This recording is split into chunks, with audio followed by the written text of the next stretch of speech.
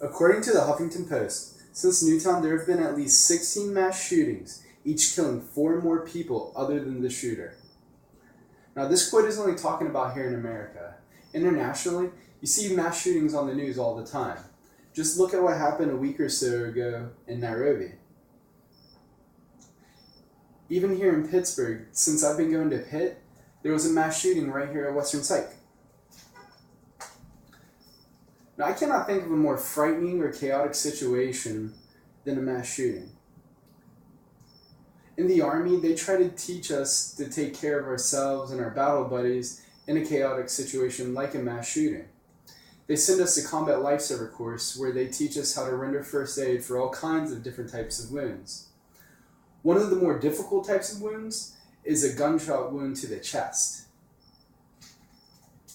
An open chest wound is hard to stop the bleeding on and runs the risk of becoming a sucking chest wound, which is even harder to deal with. Today I'll be showing you how to assess the situation, provide the aid, and care for a casualty after you've rendered aid for an open chest wound. So the first thing you need to do is assess the situation. Before you do even that though, you need to make sure that the situation's all clear. The last thing you need to do is run out to help somebody and get yourself shot. So after the situation's all clear, you need to go ahead and call for help. You're not there to be the person who brings in the defibrillator and everything like that. You're just there to stop the bleeding and provide first aid. After you've called for help, you need to go ahead and evaluate the casualty and check and see what's going on with the casualty. You need to be communicating and helping them stay conscious.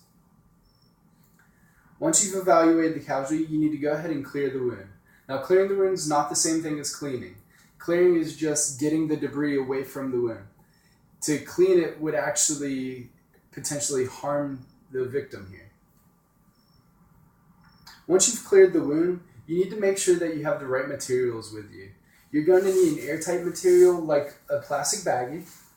You're going to need something that'll work as a dressing like a shirt. And you're going to need something to secure the dressing like another piece of cloth, or you could use a belt or anything like that. So once you've assessed the situation, you need to go ahead and provide the aid.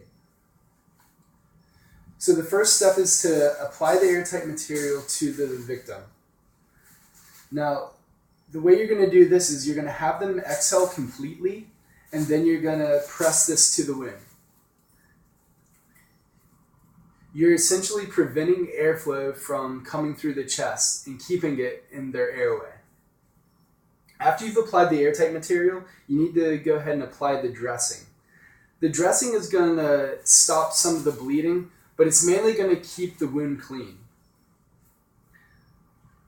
After you've applied the dressing, you need to go ahead and secure the dressing.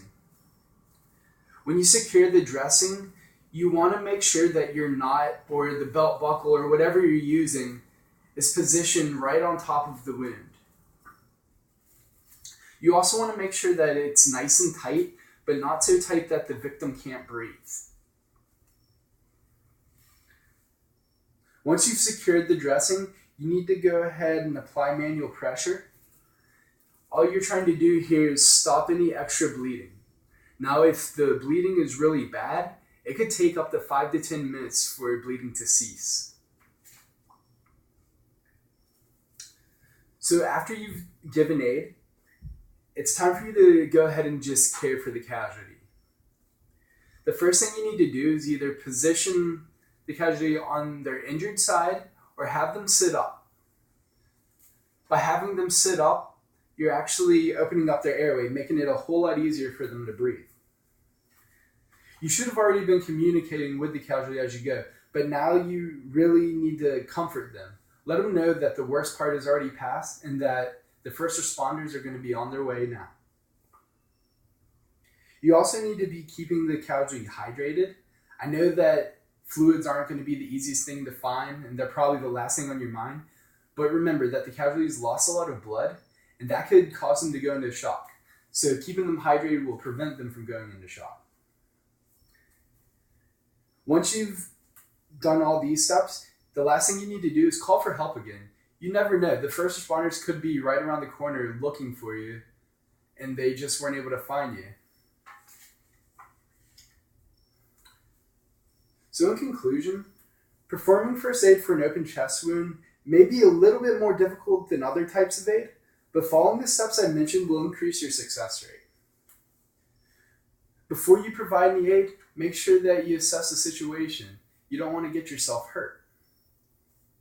Once you've assessed the situation, you need to go ahead and provide aid and apply the dressing.